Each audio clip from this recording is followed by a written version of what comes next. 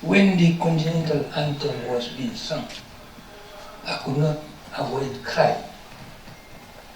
I shed tears because I thought of those fine men and women who struggled for this liberation of this continent, and some of them lost their lives. And we are still here. Politically, we say we are independent, but economically, we are not. But even more so, culturally, we are still enslaved. Because the tongue that I'm using here is an alien tongue. The reason why this hole is not filled is simply because I'm using an alien tongue, which is alien to the vast majority of people in this country. And therefore they could not come here. And this is their meeting. This is where they matter. Because we are talking about our identity. The language is our identity. The identity that was negated by colonialism. And, Mr. Chair, Africa is a continent of paradoxes. It is the richest, if not the richest continent in the world, and yet our people remain the wretched of the earth. It is the continent with the greatest number of languages, and yet foreign languages hold sway in the domains of officialdom and scholarship. Right from very delicate age, our children are subjected to using a language for education which is alien to them and to their parents. Do you know how much harm we have been doing to our kids? Subjecting them to learn a language whose culture they know nothing about. Language is rooted in a culture.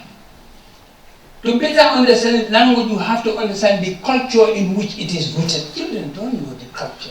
We even don't know. We adults don't know the English culture. And that's why we have so much difficulty in learning language.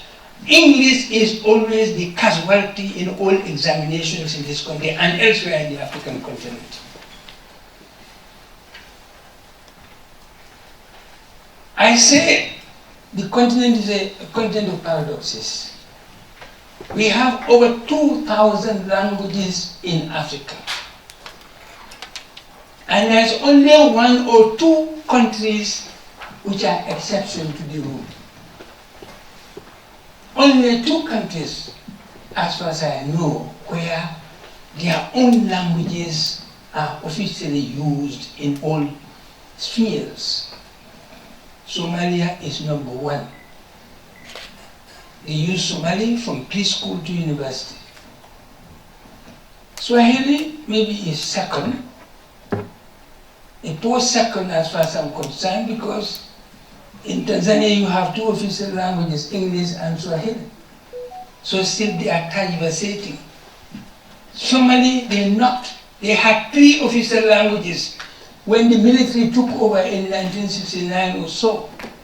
By 1974, Somali became the only language in the domain of officialdom and scholarship. Some African scholars argue spuriously that multiplicity of languages in Africa is a curse instead of an enrichment. Many languages are not specific to Africa. My professor conducted a study in Hungary when I was in the university in France. And he discovered that there were 14 official languages in Hungary at the time. Currently, Switzerland, how many official languages do they have? 3, 4.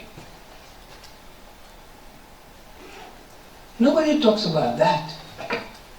That Switzerland has 3 official languages, or even 4, one of which is almost a dead one, Romance language. And here we are, still struggling to be what we cannot be without the fundamental instrument that we have to live in this world. That is our languages. Thanks to the African Union for having created this very important institution, ACALAN, whose fundamental role is to promote the use of African languages. They are talking about cross-border languages. What does that mean? You see, this multiplicity of languages is an enrichment for that continent. There are many languages which are common to almost every country in Africa. We are talking about Swahili. Swahili is not the only language. In fact, there are languages which are more spread than Swahili. Fulfulde is more spread than Swahili. Every country in West Africa recognizes itself in Fulfulde. It is spoken in almost every country in West Africa and beyond, even in Central Africa. That is an advantage. If I have no qualm to learn French, to learn English, why should I have qualm to learn Fulfulde and Swahili as African languages? When we cling to our languages and say, this is a Fulfulde is not foreign to anybody in this continent. It is an African language with African values, shared by many countries. Soninke is another one too, even though at a small level, we're spoken in the Gambia, Guinea-Bissau, Guinea-Conakry, Mali, Mauritania, and maybe some parts of Ivory Coast. That's what we call cross-border language. Technically, we also call them languages of wider communication.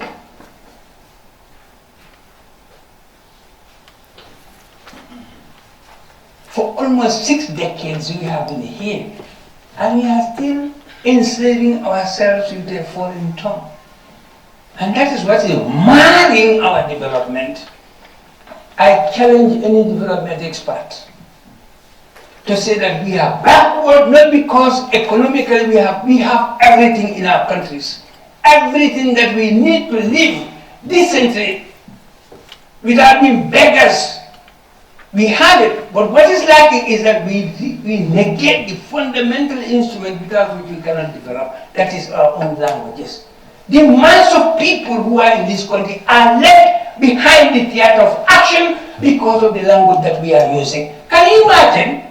African representatives speak in their parliament, the people they represent don't understand what they say.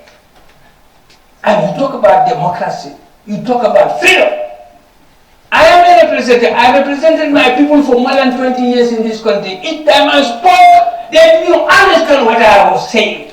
But I'm supposed to represent them. They should understand to know whether I am representing them adequately or not adequately. Nobody questions these things in Africa. We are a funny bunch of people. Our representatives are speaking every day about our people, for our people, and they don't understand a word of what they say in those chambers. And we are all happy about that. Nobody questions it. What type of people are we? This is another fundamental paradox which characterizes this continent. Sadly, ACALAN is here to put an end to that. I have been struggling since I was in Ghana, high school. Because when I went there, I found they were teaching their languages in the high school. They were doing it at A level.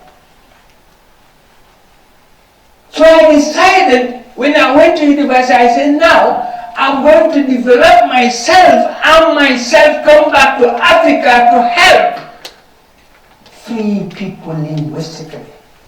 because we are still linguistically not liberated. We are proud when we speak French, marvelously. When we speak English, it's this one is very intelligent because he or she speaks English fluently. But ask that person to write a sentence in his or her own language. He or she is incapable of doing that. I can throw a challenge here in this room. I can ask each of you to take a pen and write a sentence for me in your language. Anybody who has never learned his or her mother tongue will never write anything correct. And you say you are literate. You are an illiterate as far as your own language is concerned.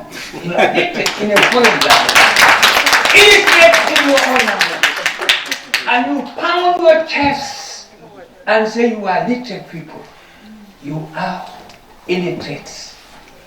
And ACALAN is here to render you literate. Since there is no time, I thank you very much for listening to me. It is an honor and a great pleasure for me to welcome all of you here. This very beautiful conference hall on the occasion of a very special meeting that we have, a workshop on the development of the national language policy for the Gambia within the context of the language action plan of Africa, which is the language policy of ACALAN. I'll start with a bouquet of thanks. I would like to thank Dr. Damfa, the Executive Secretary of ACALAN, dynamic leadership, which has brought us here today for this special occasion. Distinguished ladies and gentlemen, you've heard it said many times that charity begins at home.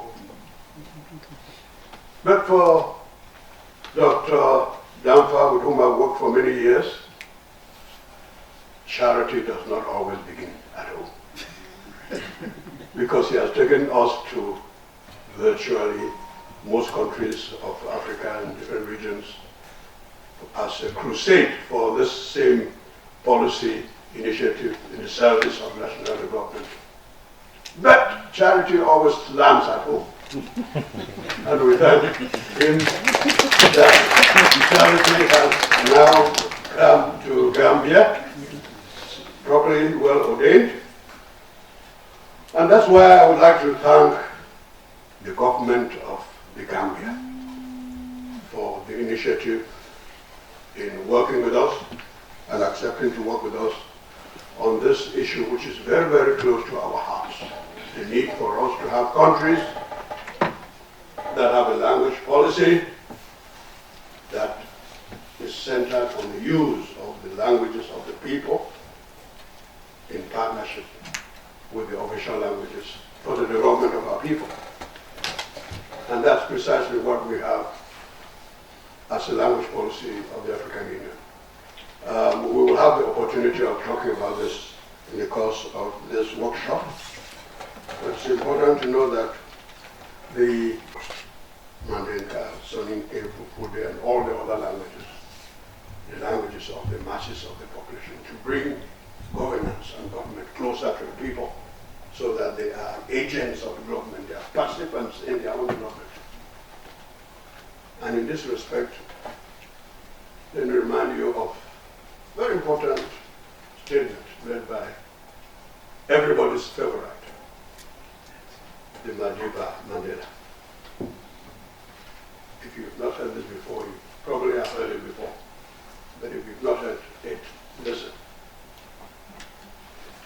The Madiba says,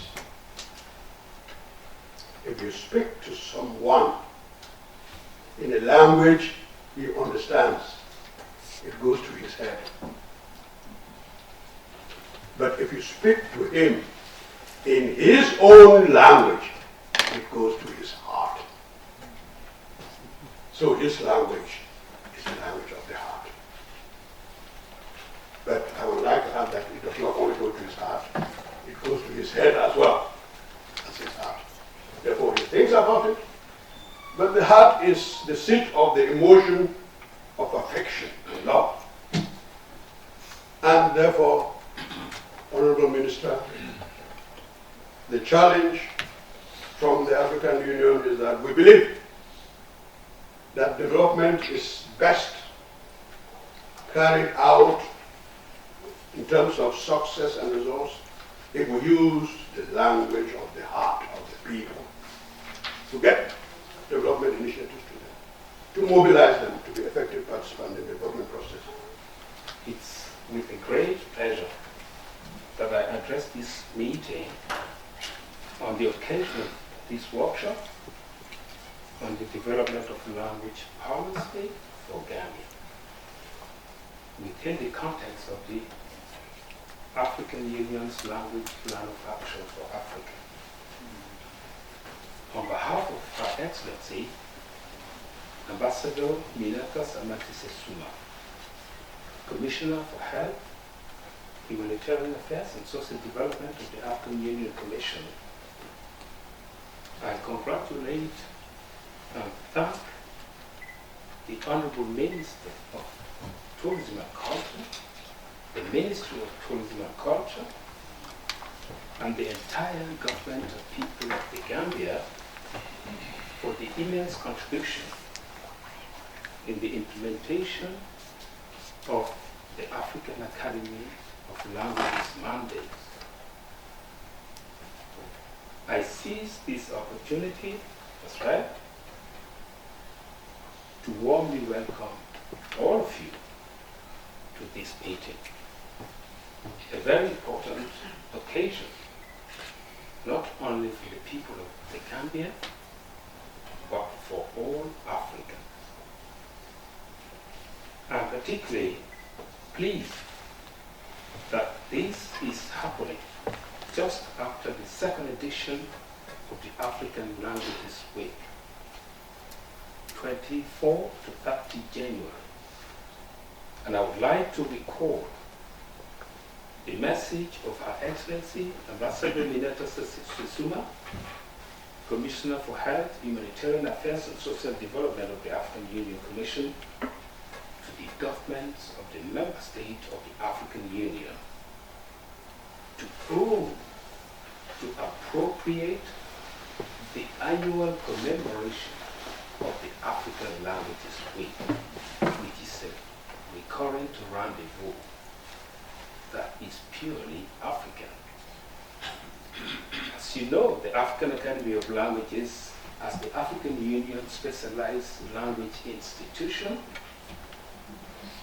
has been entrusted with the task of accompanying member states of the African Union to develop language policies within the context of the Language Plan of Action for Africa that was developed right back in 1985 by the Organization of African Unity Inter-African Bureau of Languages and revised in 2006 by the African Union. The major objective of the Language Plan of Action for Africa is that each member state, it has been said, should develop a vigorous and articulated language policy to ensure that African languages, by appropriate legal provision and practical promotion, assume their rightful role in Africa's integration and development. Hence, ACALAN is engaging in advocacy for the development and implementation of functional language policies. So that member states of the African Union involve the vast majority of the African people in their own development. Distinguished participants, ladies and gentlemen, this workshop on language policy is in line with the provisions of the Language Plan of Action for Africa, we said it, and emanates from the Lomé consultative meeting held in 2018, organized by the African Academy of Languages, part of whose recommendation is that,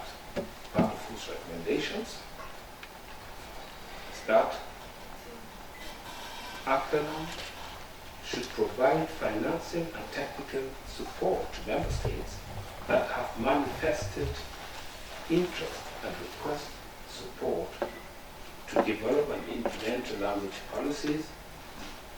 Allow me then to inform you that the Gambia and Zimbabwe are amongst the first member states to be accorded ACALAN's technical and financial support to develop a national language policy.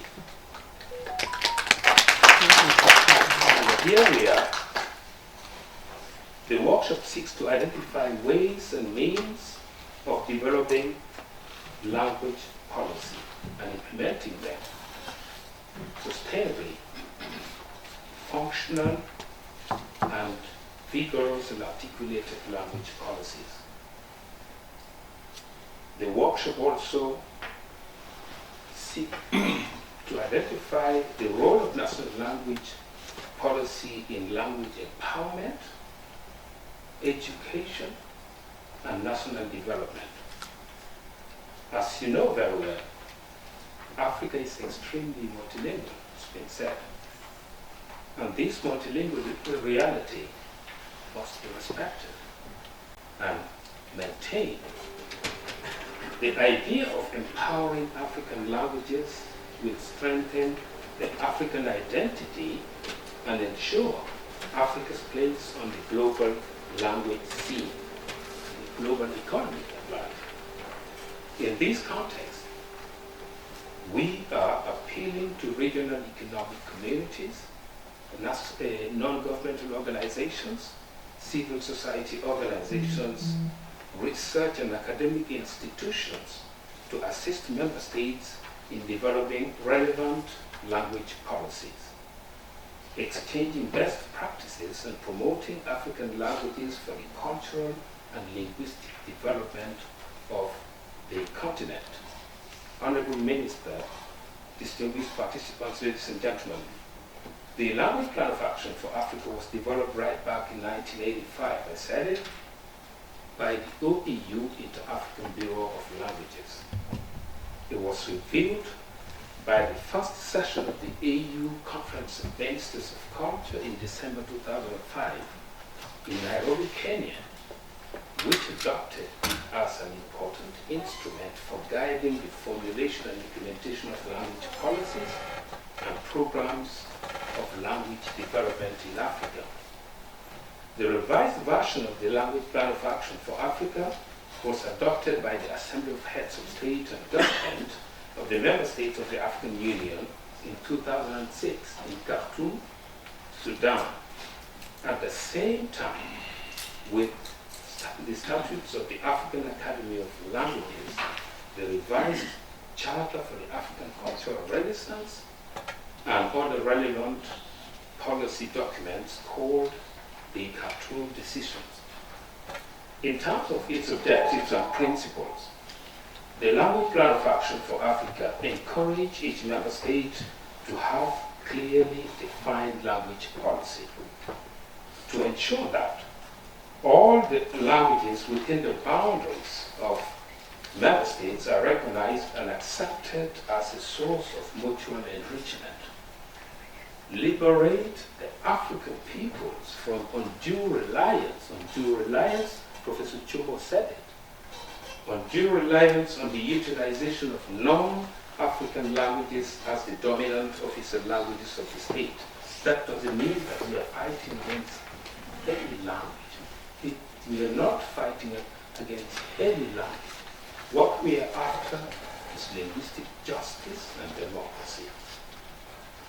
To ensure that African languages, by appropriate legal provision and practical promotion, assume their rightful role as the means of official communication in the public affairs of each member state of the African Union in partnership with the former colonial languages. encourage the increased use of African languages, ensure that all sectors of the political, social, and economic systems of each member states are mobilized in such a manner that they play their due part in ensuring that the African languages prescribed as official languages play their rightful roles. Foster the promotion to promote national, regional, and continental linguistic unity in Africa. Distinguished participants, ladies and gentlemen, the heads of state and government of the member states of the African Union, during the 35th ordinary session in February 2022, adopted the Dar es Salaam framework for action that ACALAN had developed as a collective commitment to action to ensure that Article 25 of the Constitutive Act of the African Union, previously Article 29 of the Charter of the Organization of African Unity, is implemented by promoting African languages or an African language as a working language of the African Union and a language of wider communication in Africa. ACALAN also launched the African Languages Week in Ouagadougou in collaboration with the government of Burkina Faso in July 2021. The launch of the African Languages Week was in line with its adoption by the Third Specialized Technical Committee, Youth, Culture and Sport of the African Union in October 2018 in Algiers, Algeria, based on a proposal of the African Academy of Languages. The African Languages Week is a recurrent rendezvous and major annual event to be held from 24 to 30 January that should be observed by all member states of the African Union to commemorate the relevance of African languages and cultures in Africa and the African diaspora as a special moment of the African identity. It is a pathway of realizing Agenda 2063 of the African Union, specifically Aspiration 5, that promotes an Africa with a strong cultural identity, common heritage, shared values and ethics. The African Languages Week aims also to increase awareness and appreciation of African languages and cultures by looking at more pragmatic ways of empowering them and rendering them relevant to the lives of the African people. It is also to promote the dynamics of African world views and philosophies of life through the empowerment and use of African languages, and to demonstrate the indispensable role of African languages, in Africa's integration in the personal development of the African people. Before concluding, I would like to thank the Honorable Minister very much,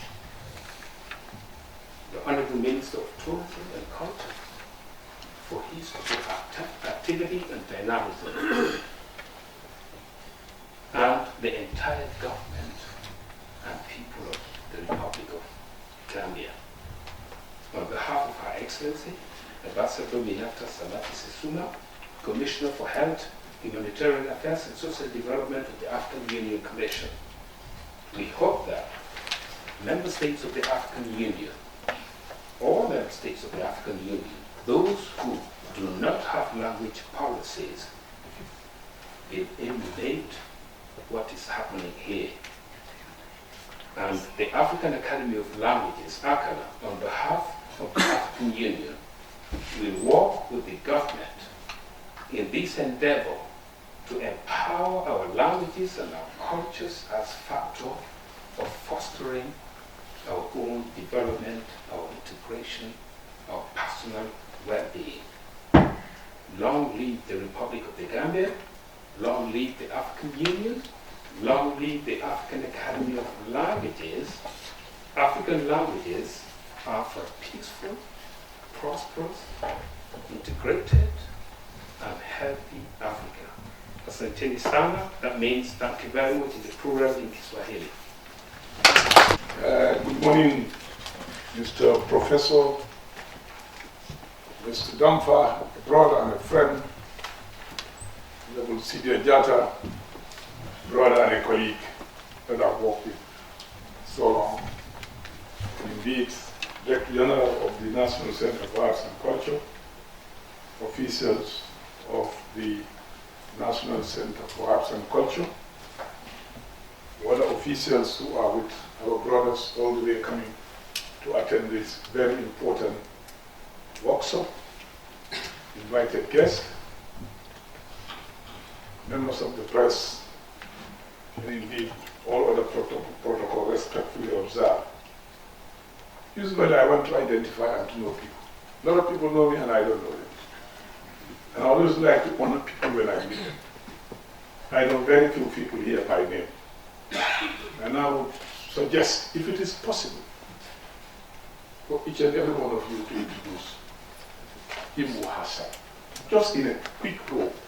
We start from here. Language policy is a set of decisions that are made by an authority, maybe the government, on how to make a judicious and rational use of all of the languages of the nation to serve the national interest, the national economic interest. As you know, the purpose of governments is to improve the quality of life of the citizens, isn't it? We are hoping that individuals would enjoy a better life as time goes. That's what we call development. And then the country will also improve in its economy and so on. So all nations have development plans, which are economic in nature, strategic development plans on how they want to improve on the welfare of the citizens and the welfare of the nations. Plans that seek to transform the nation economically, socially, so that there's improvement. Every country has a development plan. I do not know what plan you have, and that's what we will be working with. We'll look at the development plan that Gambia has for its citizens and see how language can be used to assist in delivering on the expectations of that development plan. But we know that every country has a development plan, and it's common in our days to talk of emergence. So what is emergence? What is development? What type of development do we want for Gambia? The current situation of development in most African countries is one that is very skewed. Skewed in the sense that when you drive in the downtown areas of Africa, whether it's in Cameroon or Nigeria, you see skyscrapers, beautiful roads. But as you go to the fringes from Nairobi, you begin to see slums. You begin to see bidonvilles. You begin to see evidence of people who have come lately from the regions, and they are squatting. They have makeshift houses, and they live in deplorable situations. They swallow in misery, poverty, ignorance, and want, just next to the skyscrapers. So what kind of development do we want for Africa? That kind of uneven development where some are rich and then others are poor. And by the time you move away from the center of the town, driving to the villages, to the rural communities, what do you find? There's a lot of abandonment. Some people still live in huts. Some people still live, you go from skyscrapers and you find people live in mud houses and thatches. Okay, so no electricity, no water. So is that the kind of development that we want? What is the ideal form of development that we want for our people?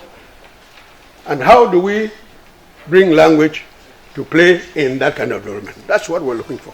We think that the ideal model of development for any African country is what I call redemptive development. Redemptive, that redeems the quality of life of humankind. Every human being needs to have a decent house, needs to have water, needs to be educated, free from ignorance and want, because a lot of people die because of ignorance, sickness and so on. So in order to have education, health, housing and food security that will uplift the status of mankind, that's the kind of element that we need in our plans. And I would think that Gambia should evolve a plan that would be redemptive in nature, a plan that has a human face. Okay? We're not expecting that all of Gambia would be like Senegambia. All right? But it could be, as long as we know that the people in the rural communities, even if they are going to dedicate themselves to farming, and rice farming and groundnut farming, will also have electricity, will have light, and will have access to internet. There's no problem. That's what the farmers have over there, in those countries where our children are running to go. The farmers have the basic minimum. So we're talking about conceptualizing, reconceptualizing development, which will ensure that all of these communities have what it takes. It is very, very crucial that language is important to produce knowledge. You need language. To disseminate knowledge, to share knowledge, to get other people to get that knowledge and be part of it, you need language. To appropriate knowledge, that's to understand new ideas and change your mind about things. I'm trying to get you to change your mind about the importance of using African languages. I don't know whether I'm succeeding, but I'm trying to convince you.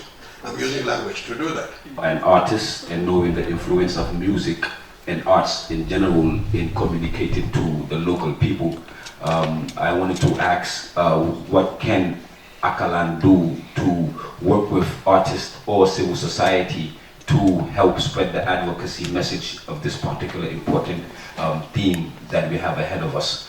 That's one particular question. And two, as far as the artistic freedom area is concerned, because the first question was on behalf of the Music Union. The second one is on behalf of our organization, Team Gumso Bopa, which is spearheading a project called the Pan-African Network for Artistic Freedom.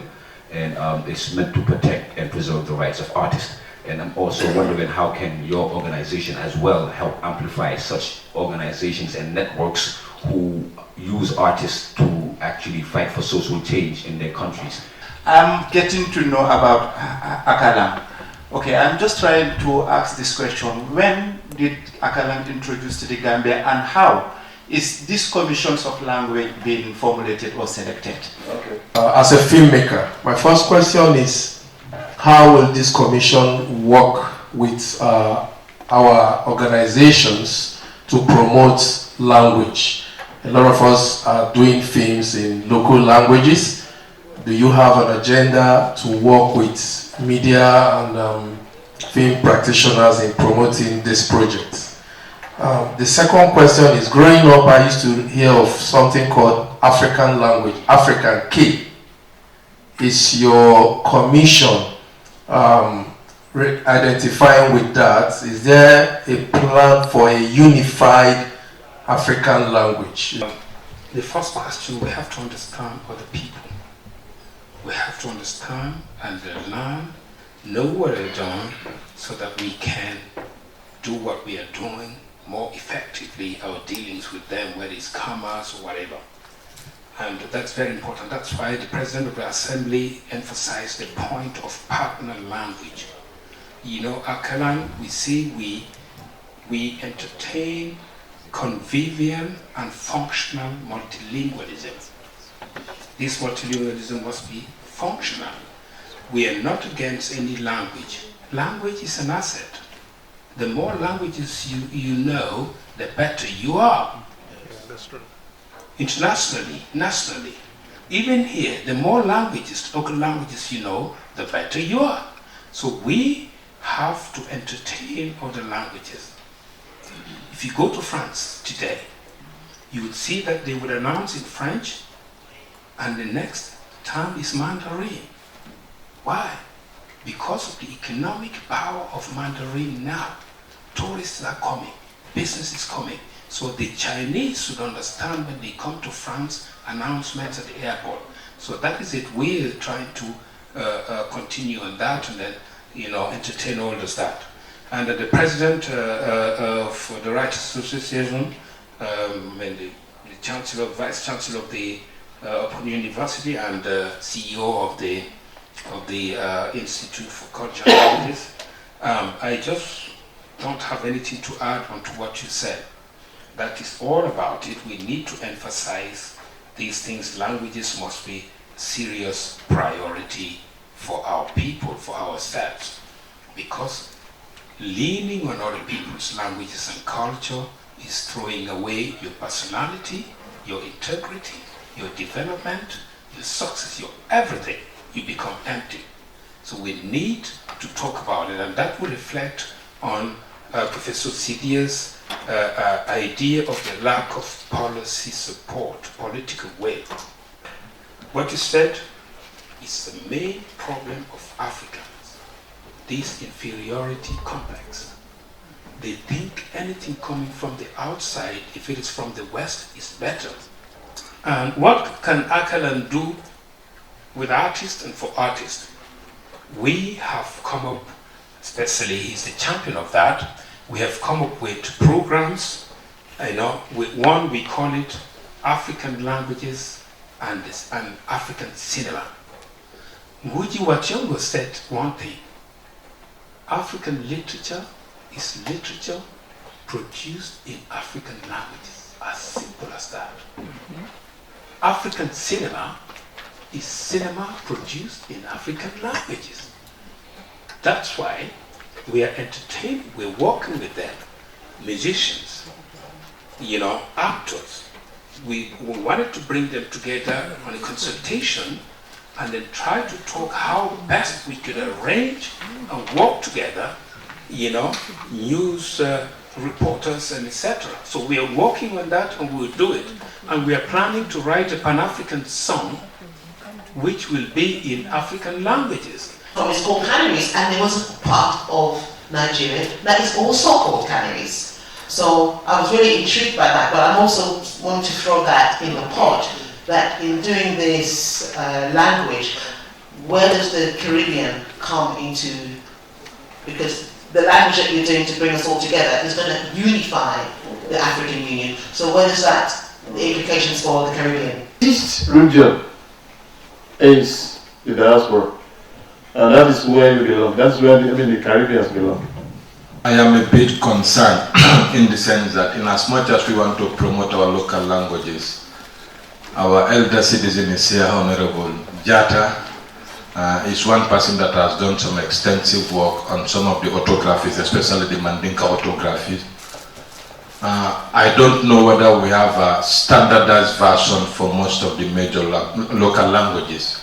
But what I can say for sure is that in as much as, of course, ACALAN is trying to do some good work, I have not had any mention of the role of documentation centers or libraries in connection to what we would do with the outcome of those research materials that would be used for both publication and the one that we need for the schools. For instance, at the National Library, we have the Bible written in some of the local languages, like typically in Mandinka, Wolof, Pula, and Jola. Whether that was based on a very standardized version and by whose definition, I don't know. But at the same time, as much as we also want to get this to the schools, it is also very important to look at the capacity component, because eventually we would need to get these documents into the school libraries, and for them to be actually taken care of, the people that also man those libraries need some basic trainings. And yes, of course, we would talk about the digital age and all those things. Yes, we can get them into the cloud, but it also requires some skills. And I don't know what is the plan for ACALAN vis-a-vis libraries and other documentation center to help in that regard. I'm sure that may be directed to Dr. Danfa.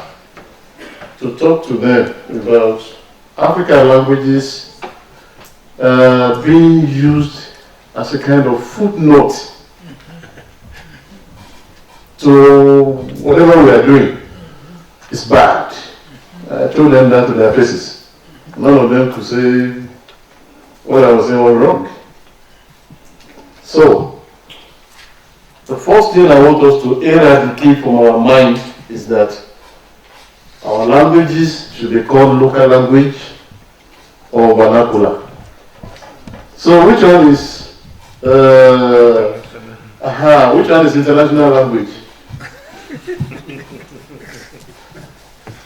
I am a Yoruba speaker and I am proud of it. In Nigeria, a child can study Yoruba from the primary school, secondary school, take a degree in it, master's degree, PhD, and become a professor of Yoruba language.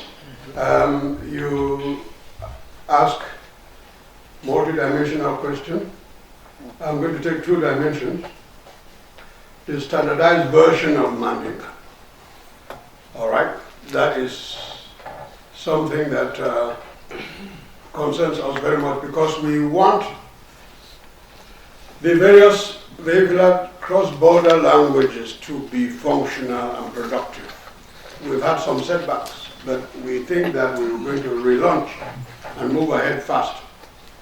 And the unified, harmonized orthography system that we have had on all of these languages, Fulfulde, Mandinka, Wolof, we are putting that together now and we hope it will be published soon. And I was just discussing with Honorable Jata now that we will finalize the Mandinka version. The version that was given to me had some questions during the editing, for which I need to sit down with an expert and someone like him or any one of you, and then finalize it so it's ready to go for publication. To simplify literacy in these languages across the border.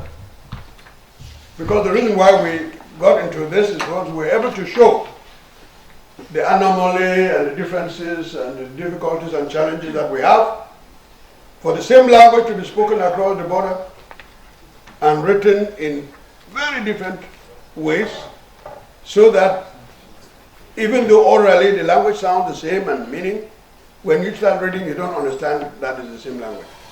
Need different orthograph or different alphabet from Mandinka, Wolof and other national languages. Is there any mean where it's going to be standard to just have it one as it is in English, French and Arab? We will be writing the language the same way, because when you speak, the degree of mutual intelligibility is quite high. You always know that this person comes from over there, this one comes from there, but you would have understood the message. True or false? Yes, that's why it's called one language. Language, all languages have dialects. You take English, it has the dialects. The American dialect of English is different. You can tell that's an American who's speaking. But you understand what he's saying. Our sister there from St. Lucia, Santa Lucia, when she speaks, you know, right? But it's the same language. So we write them the same way, but they can be spoken differently, and that's the convention, universal convention. And so we're talking about writing the language the same way. It doesn't stop people from speaking the way that they have been speaking, because that's part of their identity. And we talk about cultural identity. An American should not become a British, because he writes the same English, but he expresses Americanness by speaking that way. So we will all express our identity as various speakers of Mandinka or Fula, but we can write it in the same way and ensure that there's uniformity and of comprehension within the dialect or within the linguistic community. Thank you. And I know about Google introducing Wolof in their system. And I also know that Sahel Cham, Senegal, is among those that are teaching Wolof in some American universities. I'm just trying to say this in connection to Wolof, where we have the Gambia and Senegal mainly that are definite. We can say that Wolof is from this region.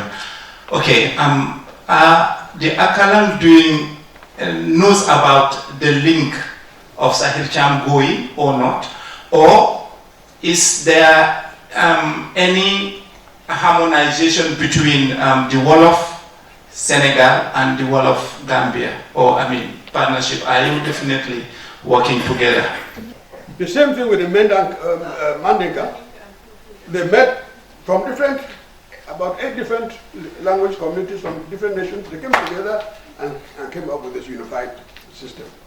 Okay, I get... Yeah, let the lady speak, please.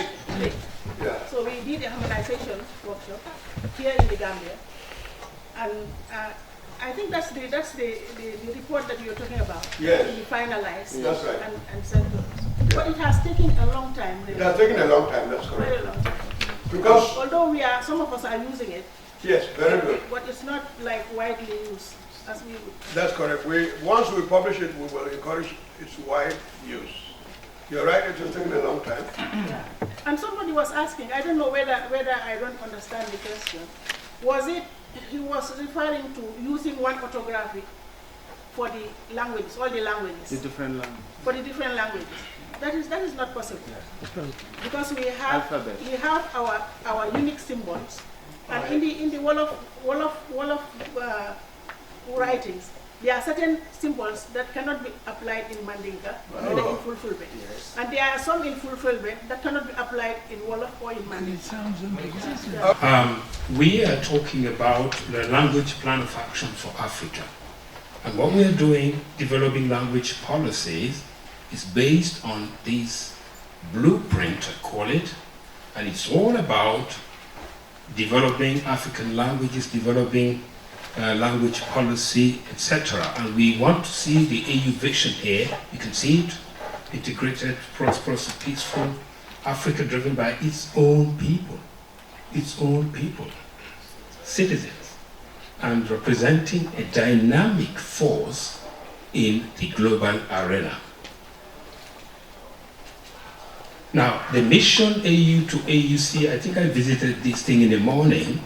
You know, it's all about that efficient, value-adding institution that the Commission, the AU is the organization, the Commission is the administrative sector of the African Union, the day-to-day running of the organization. And the development process includes collaboration with African Union member states, the regional economic communities, which are considered as the building blocks of African integration. All African Union institutions are requested to collaborate with regional economic communities, ECOWAS, SADC, EAC, and so on, because these are the regional blocks that are responsible for implementing the regional programs, development programs of the African Union. Now, the guiding values of the African Union are here: respect, diversity, and teamwork. Think Africa above all. That we have transparency and accountability. Without that, nothing will work. And in integrity and impartiality, etc., efficiency and professionalism, and information and knowledge sharing. These are factors to enable us to achieve the integration and development aspects that we're here all about African Union and our. So this AU Charter, AU Constitutive Act, we talked about this Article 25, 29 of the Constitutive Act and the 25 of the OAU Charter, the working language of the organization and all its institutions, if possible, is African languages, English, French, Portuguese, Spanish, etc. Now, the strategy, what is the strategy then? Our leaders say, if possible, there is skepticism a little bit somewhere. They are thinking that if it is possible, and if it is possible, that's what we need to do. The use of African languages in all sectors of activity It's possible. Of course it's possible. We have proven it. We've talked about it. We have seen people experimenting it. It worked in other parts of the world. China has more than 200 languages, and they're using their own language in their own development. So this is possible. And even in Africa itself, we have seen Kiswahili, even if there is some little stuff about that. So it is possible. And what is that? The master plan is what we talked about, our leaders conscious about the role of our languages. The objectives and principles are here. You know, member states should develop language policies, vigorous and articulated language policies.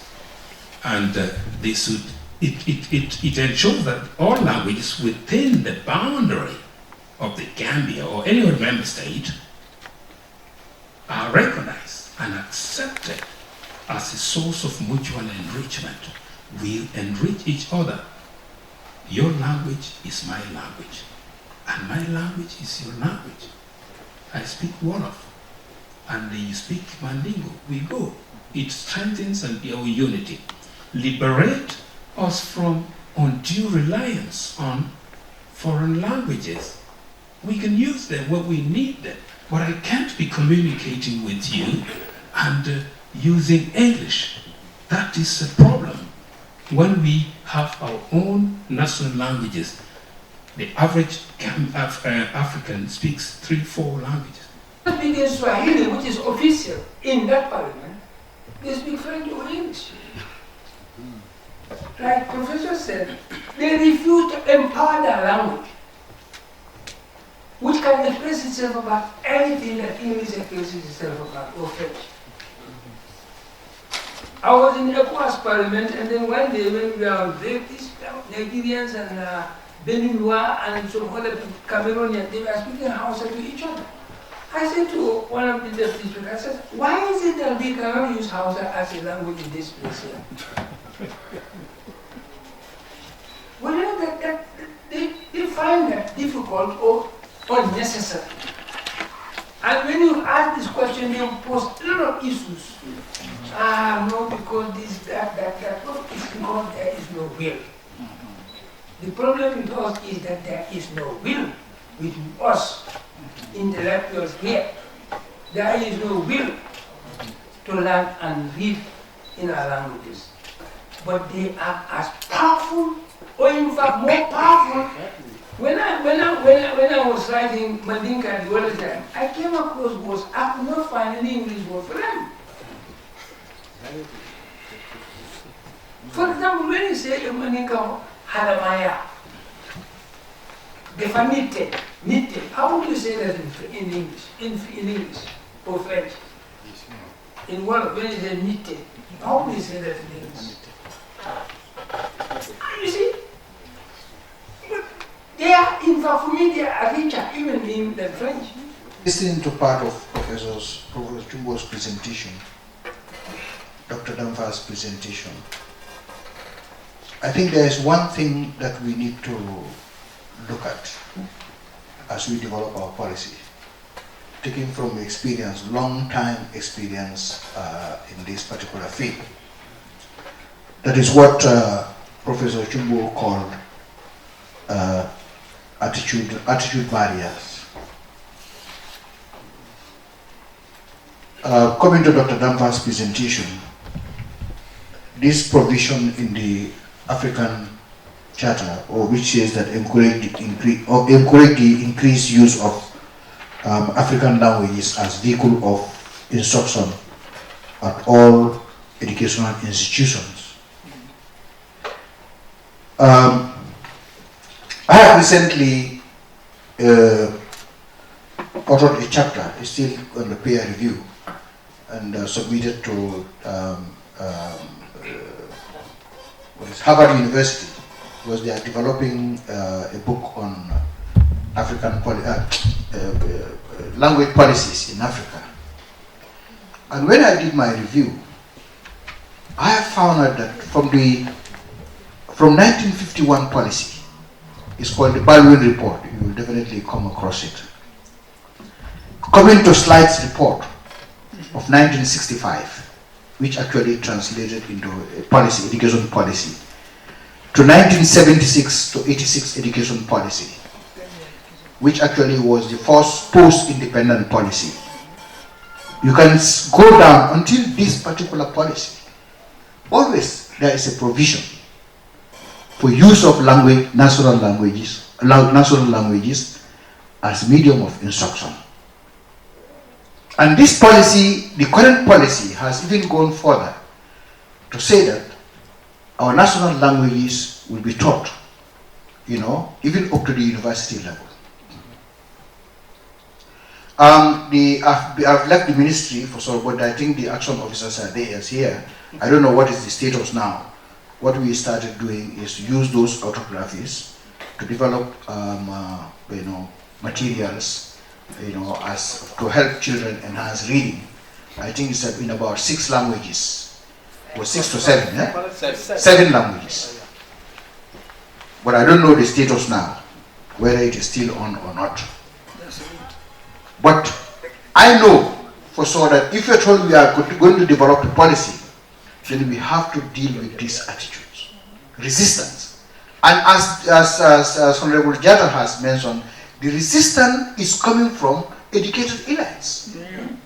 So we have to find a way of dealing. And for me, what I think is that, like Ghana, Nigeria, Ghana has 11 national languages that is taken, that they do up to WAS.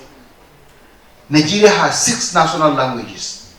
So unless we tie these languages to the assessment, and that's why Nigeria and Ghana are doing better. Because if I want to do physics, if I want to do science, all right, I take physics, chemistry, biology, English language and mathematics.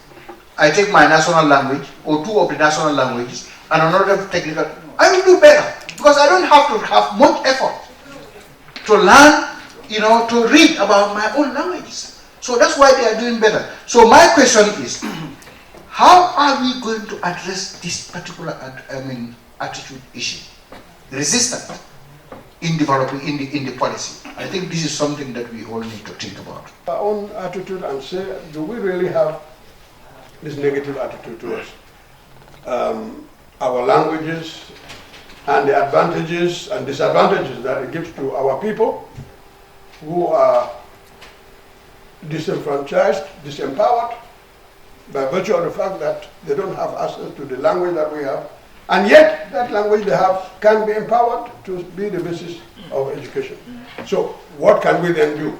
Okay, I talked about attitude engineering, which is simply a procedure where we sensitize, we look at the attitudes.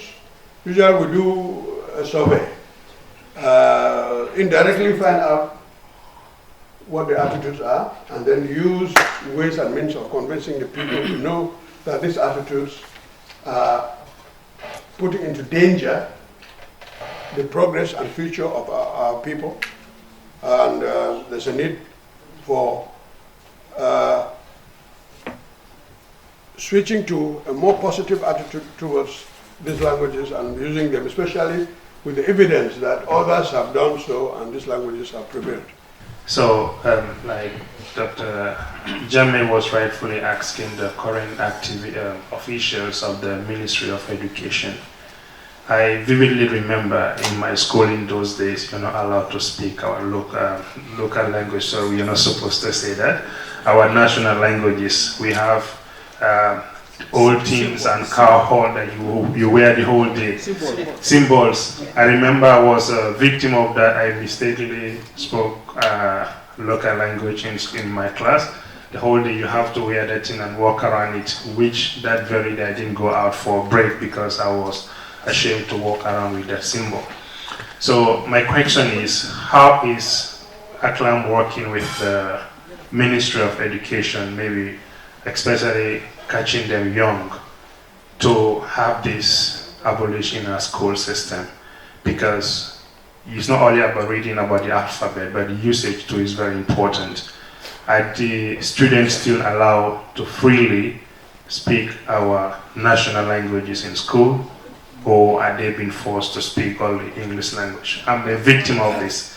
like up to date, my kids, they don't speak Mandinka, which I'm gonna copy Dr. Damfa's principle going forward. You have to speak Mandinka. When they come, no biscuits, no buy for them, they're addicted to their devices and bicycles. I'm gonna close your bicycles if you don't speak Mandinka. Because I'm feeling the importance. Like more in my line of business, we do a lot of production for most of these institutions. There are a lot of jobs or businesses I have. It helps me a lot because I have the basic understanding of all Sarahule, Fula, Mandinka, and Wolof. So working with the local, like say you wanna do a documentary. Recently we came back from Round, we went to Willy, your area. When I enter most of this compound, I say, okay, Silla Kunda, this band, we have a lot of Sillas and Kwal Famanata, Lalfintina. So we go to the Fullers, you speak their Fuller, they feel more relief to communicate to you.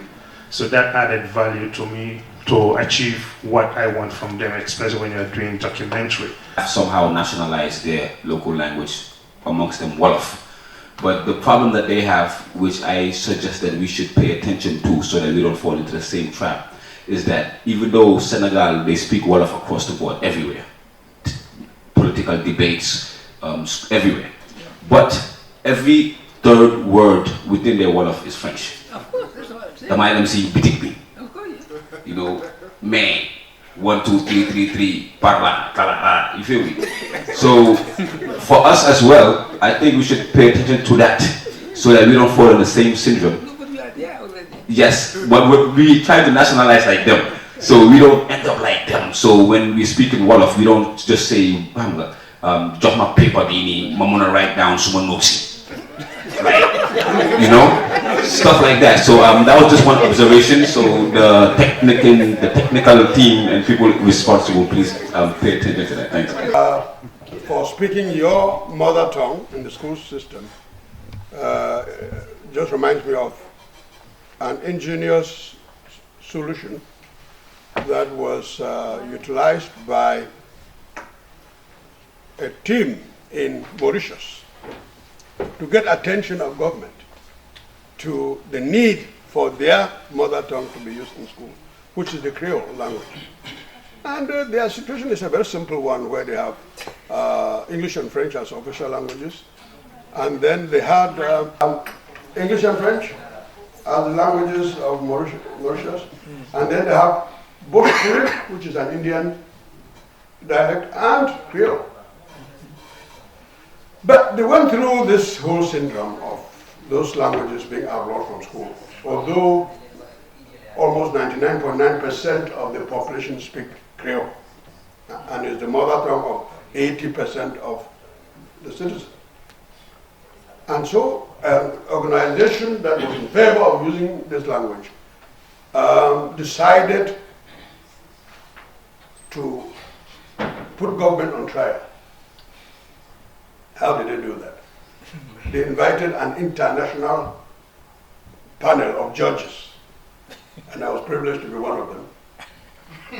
And they got 40 different witnesses to put government on trial and have a national and international press to cover it. And a former president came to testify. Obviously, he was one of those in favor of. So they had this line of witnesses who came and testified of how they suffered indignation both in school. There was a young lady who was a famous actress, film star, who testified that she used to be beaten and she would pee and dressed, and so she said all kinds of things. All of these things were recorded, documented. After the whole thing, listening to all of the judgment, some of the members of the panel, you know, they are all, we wrote, I can circulate the judgment. Okay. Speakers. You know, as you know, we are part and parcel of this program from henceforth. And you know how much we have done as far as these national languages are concerned.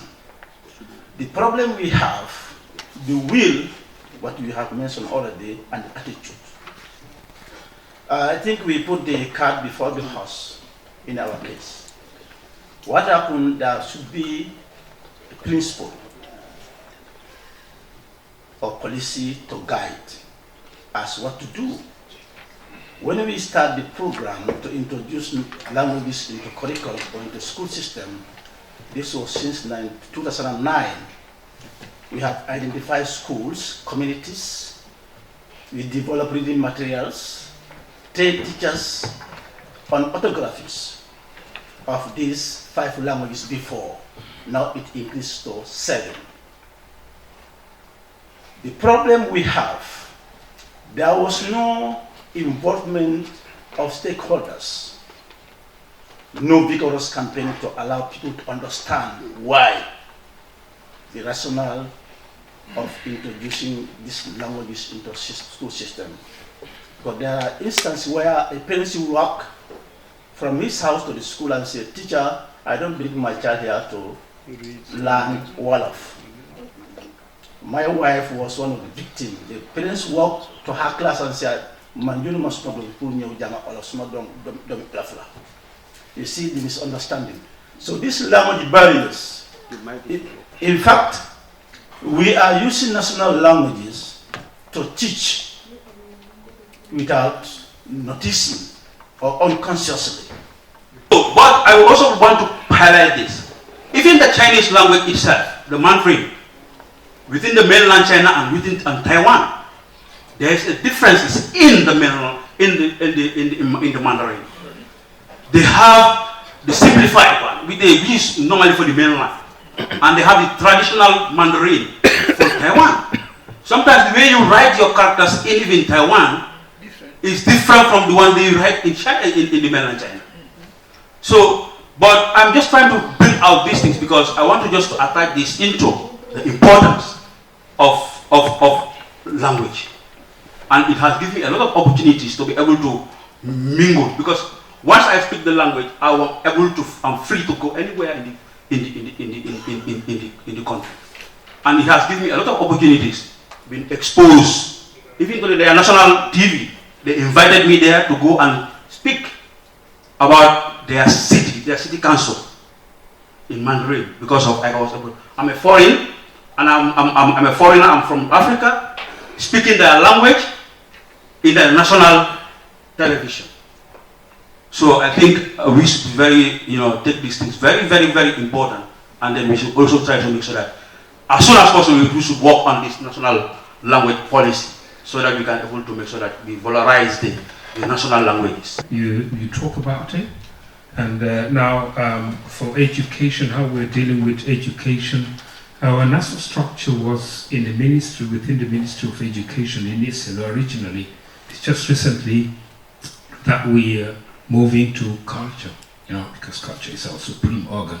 So we have worked extensively with Dr. Jame, and he almost attended all the meetings. The source of this meeting, as we said it, was in Lomé, where we invited member states to apply for national structure, national language policy development assistance, and he was there with us. So education, we continue working with them. In fact, our governing board recommended that we be, just like on a horseback, one leg here, another leg there, between education and culture for the STC. So we're definitely working with them, and we continue to sensitize to see that our languages take the forefront of our programs.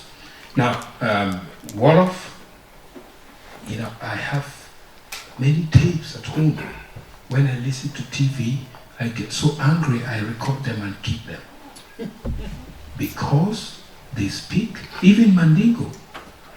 Once I was listening to something, a news item, I said, "What? Come on, this is not Gambia now." The journalists were talking in English, in Mandingo, but 3/4 of that is English. The same thing, and I went to the point, I don't know, ML, whether I talked to you about it, but I told somebody that we need to organize a contest, a competition of Gambians, giving them microphones to speak, whether Wolof or Fula or Mandingo, to speak for a number of minutes without putting foreign words there, and we give a little prize to them to see how we go. So we are planning on this thing because it's a way of bringing up, you know, trying to create this renaissance, you know, rebirth of our attitudes, our processes of our... You know, that's why we had the judges, you know, the jurors in all the courts. You know, so the issue of language has always been important, you know, in our pre-colonial states. And now when the colonialists came, they did a lot of effort, you know, to destroy, like the issue of vernacular. You know, they said now our languages are no longer languages; they are vernacular. Later they called them local. You see, so they use all kind of, you know, techniques. You know, sometimes even legislation, you know, to reduce the importance, you know, or the power of our languages, so that in partnership with BDA, UNESCO, like ACALAN, the local expertise is here. This piloting of teaching of national languages in our schools is also good. We hope from what we had today, the political will continue. You see, so all these are opportunities which I think will help us. Okay. Now, Kiswahili has been in the pipeline, I could say it, a long time, because in the 1960s, Osajifo Kwame Nkrumah used to send Ghanaians to Tanzania to learn Kiswahili, because he said Kiswahili would be the lingua franca of Africa. So the vision at that time. And this has been in the panorama for a long time, and scholars, apart from our academicians, you have, you know, Wole Soyinka talking about it, Mansuri talked about it, and Ngugi wa Thiong'o talked about it, and it has been there. So as African Union's language, specialized language institution, we took the relay, and we want to run very fast. And so we came up with the Dar es Salaam framework for action. Simply that it was a consultative meeting we organized in Dar es Salaam, a very expensive one, because we called experts from many countries. You know, we developed this Dar es Salaam framework in 2019. African Union would not entertain a language policy in education simply. We are opting for a comprehensive language policy. And that's what is interesting for the nation, because it will cover all the aspects of our lives. That is what is in the Language Plan of Action for Africa. Now, my national structure, Parliament says, because this is diplomacy, may I care to do anything about that? As an executive secretary, I cannot tell the minister I will take this national structure, because he is my supreme organ. You know, the AU system. And then now, all what we have to do is to abide by that. And the document signed with Mr. Mendy, permanent secretary, I think, is being transferred to information, I was told.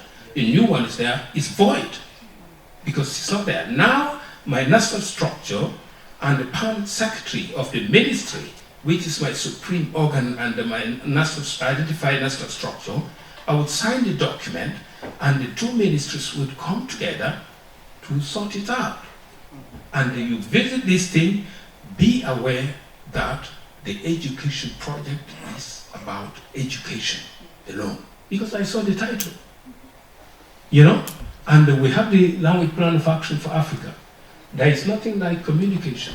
There is nothing like official language. There is nothing like language, there is language of instruction, maybe, and so on.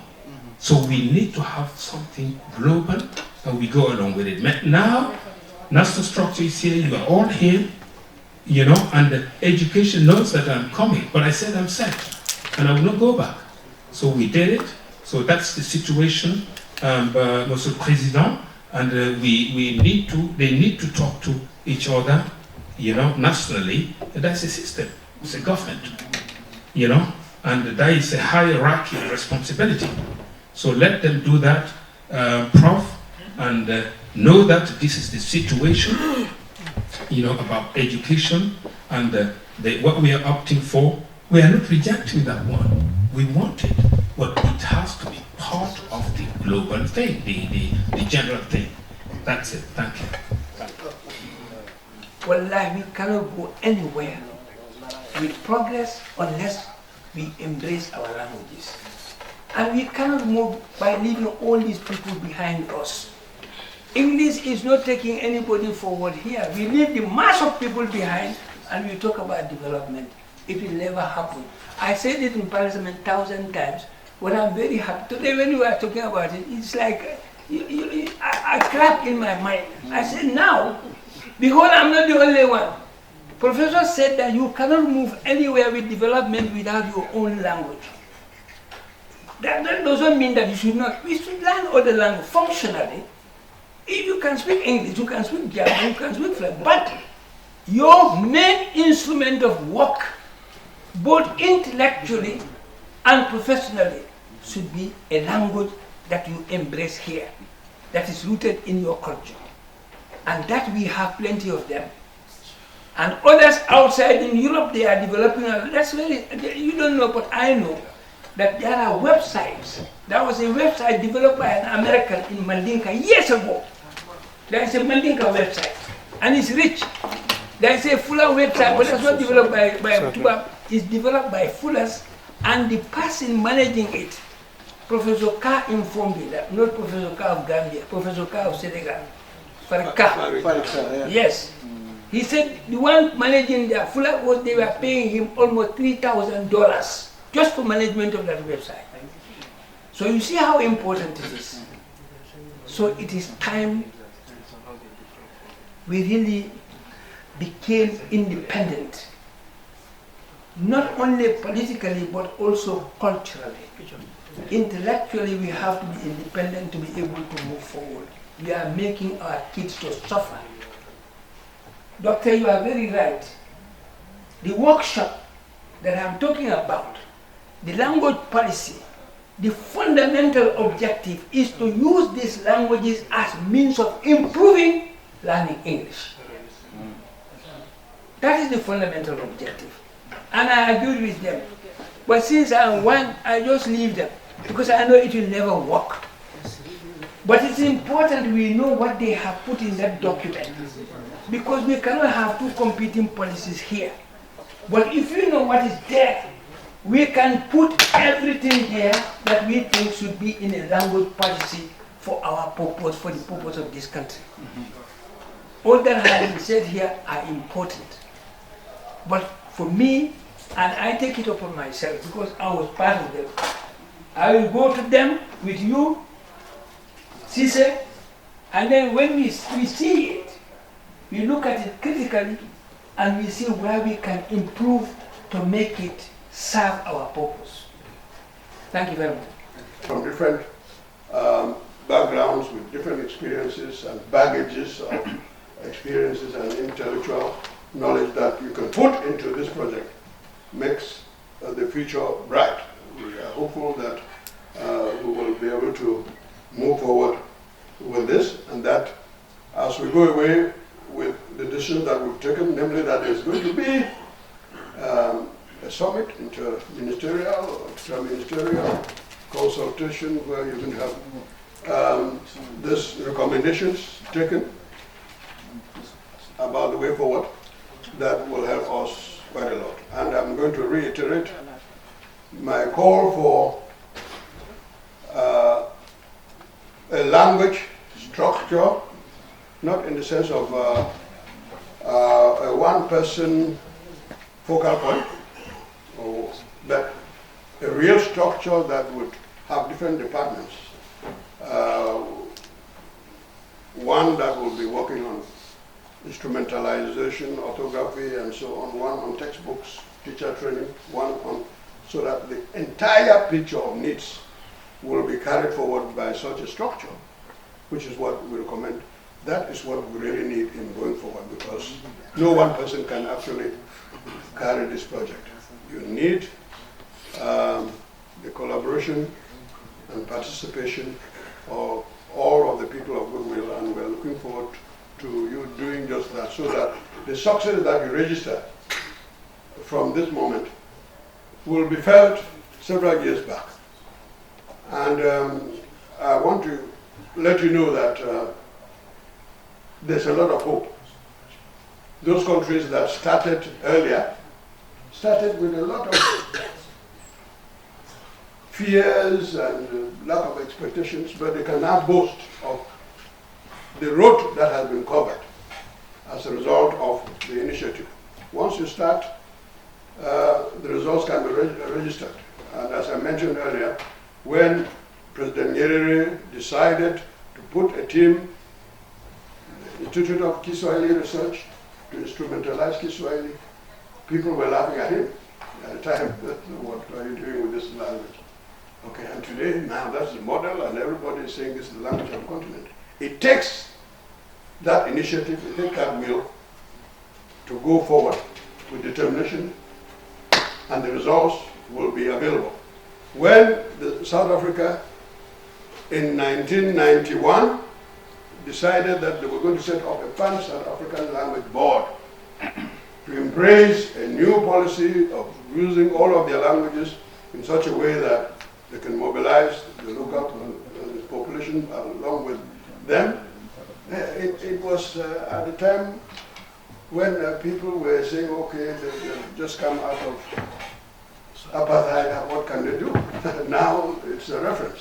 So really the most important point is to start, and I'm very glad that from what the Honorable has said, and from what all of you have said, I'm thinking of the Director General of Center for Arts and Culture, and the commitment and the oath that we have all taken by introducing ourselves here to the Minister. We will go forward, and success will be our portion. Thank you very much.